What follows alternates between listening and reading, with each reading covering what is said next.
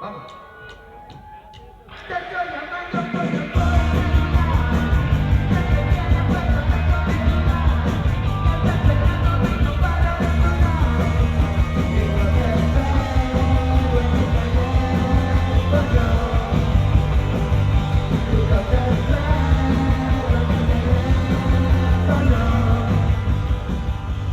this is Elizabeth from Austin Underground. I'm here with Carlitos and Alex from Davila 666. We just try to make rock and roll, you know what I mean? Like, we think rock and roll songs should sound like, you know, really dirty, but it's catchy at the super same time. raw, you know, and super catchy and super just, I don't know, young and like music for young thugs, you know, music that, For juveniles. yeah. So how did you go from like rap to rock and roll? Because I know you started out as Yeah, it's the same. Like, I've always been into rap and punk because it's so similar, you know what I mean?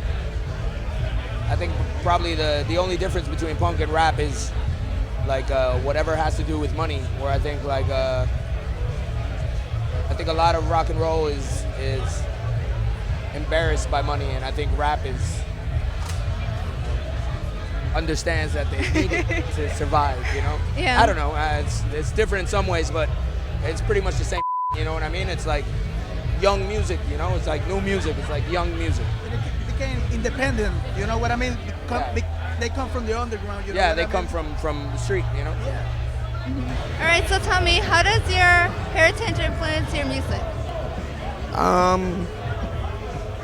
Well, I mean, it influences it as far as what it's about, you know, like lyric-wise, I guess, you know what I mean? Like, it's all the lyrics are about stuff that happens to us in Puerto Rico, you know, and they're sung in like the way we talk in Puerto Rico on the street, you know, like slang. So it's a super influence on it because it's without it, I think the songs wouldn't be. They got a good sense of humor because of it, you know what I mean? So I guess the sense of humor and the way we're saying things is totally influenced by where we're from. So would you say that someone who isn't necessarily familiar with like the slang in Puerto Rico could understand it?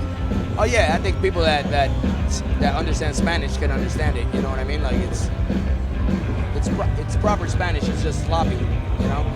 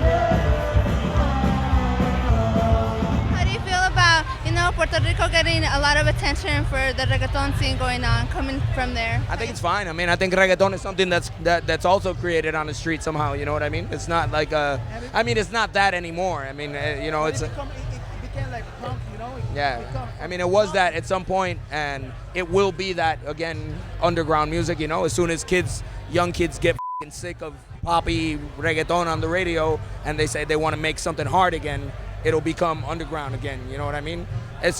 I don't have anything against it. I don't buy reggaeton records, you know what I mean? But I can hear a reggaeton song and be like, man, that's badass, you know? Like. All right, and your music seems like super happy and everything, and it seems to contrast your name. How does that work? I think the name is just, we're just trying to make fun of rock and roll, you know what I mean? Like, we're just trying to make the devil's music, you know? So why not exploit that a little?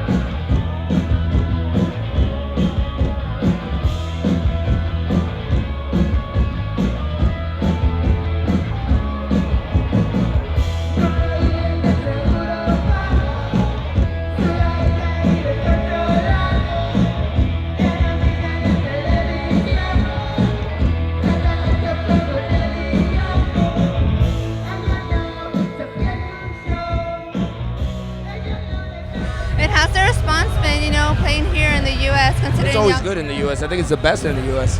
more than Puerto Yeah, Rico? I think so. Yeah, Oh, okay. Why do you think that is? because kids like rock and roll here and they understand it, and Record labels from here. and we play rock and roll. You know, our record labels from here, like they promote us here.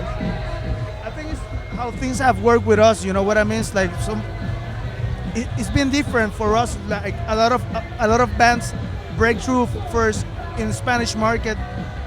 We break through first in the English market, but we want to be in the Spanish market. Yeah, we do. We want people to understand what we say. You know? Yeah, it's been hard for us to get into like Latin America and everything. I don't know why, because you know we sing in Spanish and whatever. You would think it's the opposite, right? Yeah, Yeah. yeah, Really? but that's fine too. You know, eventually.